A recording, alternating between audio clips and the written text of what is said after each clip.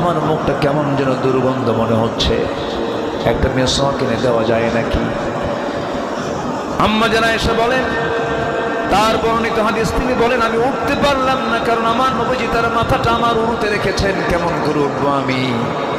আমার ভাইকে খুঁজে বের করলাম, আব্দুর রহমান ভাই একটা মেসওয়াক কিনে দাও তো। মেসওয়াক কিনে দেওয়া হলো।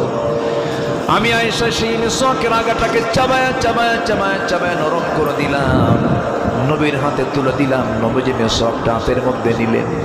মেসওয়াকটা নিয়ে যখন তিনি মেসওয়াক শুরু করবেন, দাঁত পরিষ্কার করা শুরু করবেন, মুখে একটা হাসি মেরে আমার দিকে তাকায়া তাকায়া আমার মুখের লাগানো থুতু, ওই মেসওয়াকের আগেই যে লাগানো ছিল সেই মেসওয়াকের থুতু, আগায় লাগানো থুতুগুলো আমার নবীজি আগে চুষে চুষে পান করছেন আর মুসকে মুসকে হাসি দিচ্ছে আর বলছেন, আয়েশা রে, তোমাকে একটু খুশি করার জন্য আমি কি চেষ্টা করলাম, তোমার হক আদায় করার জন্য।